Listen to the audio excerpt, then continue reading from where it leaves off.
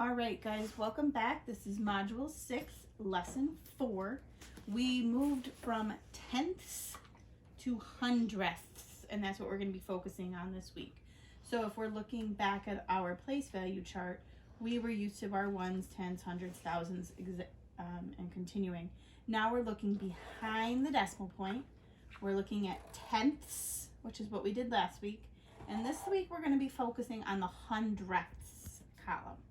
So we know previously, if we had writing in a fraction form, 1 over 10, or 0.4, 0.1, 0.5, it stayed right in this place value right after the decimal. Today, when we're looking at the hundredths position, we are looking at a number, for example, 1 over 100. So this is really where we're going to be seeing, like I refer to as money.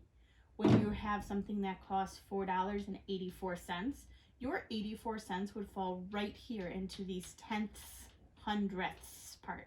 The coins that would lead up to your 100 or your $1. So we have 1 over 100. And if you needed to write it as a decimal, and it is a single digit, for example, 4, you would have to say 0.04 to get it to that second decimal position. And if you think about it, when something costs $1.07, you see it as 107.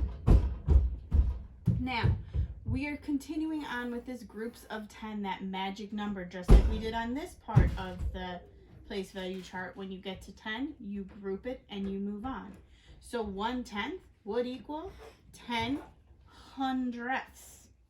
So if I have 1 over 10, it would equal to 10 over 100.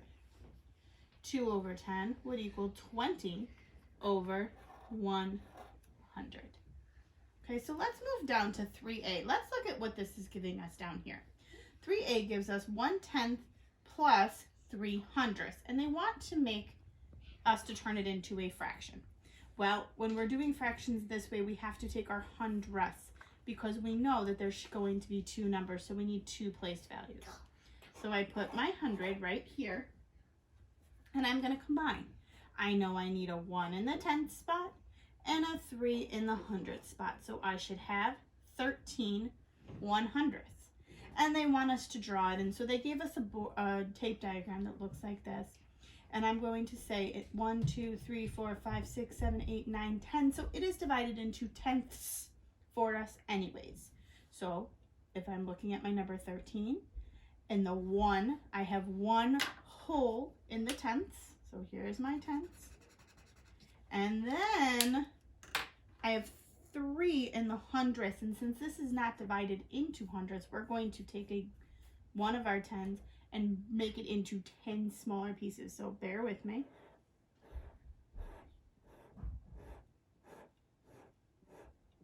Oh, guys, I had to make it really teeny tiny just to even be able to get in there. So if yours isn't perfect, don't worry about it. We have a 3 in the hundredth spot. So we would take 1, 2, 3, and we would shade them. So you have 1 and 3. So that is how you would show 13 hundredths. Now, if you go down to 3B, showing things. If you go down to 3B, they are showing you 2 shaded completely, and then you have a 10th divided. So I know that I have 2 in my tenths and 1, 2, 3, 4 in my hundredths place. So my number would be 0.24 or 2 tenths plus 4 hundredths, which would equal 24 hundredths. Okay. If you're moving down towards 4a, they're asking you to shade, and they're giving you a number and they're asking you to shade in that number. So for example, 4a starts with 8 tenths. Okay, well that's pretty easy. We're already divided into 10, so I'm just going to shade 8 of them.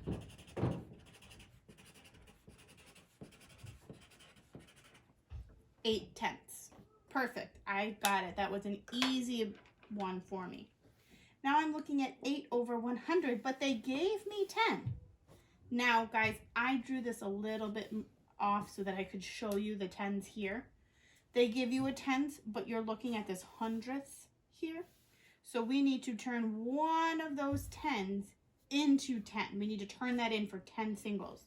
So we're going to do 1, 2, 3, 4, 5, 6, 7, 8, 9, which would give us 10. And then we need to fill in 8 of them. So 1, 2, 3, 4, 5, 6, 7, 8, which means from here over needs to be shaded. So you would have 8 over 100. Okay, now go all the way down to 5 down at the bottom real fast, and let's look right there. This one gave it to you as fractions, and they're telling you to write it as a decimal and to draw a number bond. You do not have to draw the number bond. We are looking that you can write it as a decimal, that you're understanding that. So if I have 19 over 100, just like we did in the tenths, decimal point, 1, 9. And I know that I'm safe because I have tenths and hundredths position.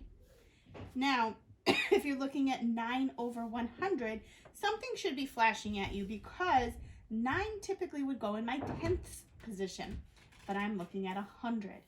So just like we would have done before, but we're going to add that extra 0 in to bump us over to the hundredths place. So 0.09. And guys, this is important and will come in when you're looking at money. And when things that cost $4.09, you don't see it written as 4.9. We see it written as $4.09. So that is where you're going to start to associate our decimal points in. Okay? So complete the rest of the problem set on your own, and if you have any questions, please reach out to your teacher. Bye.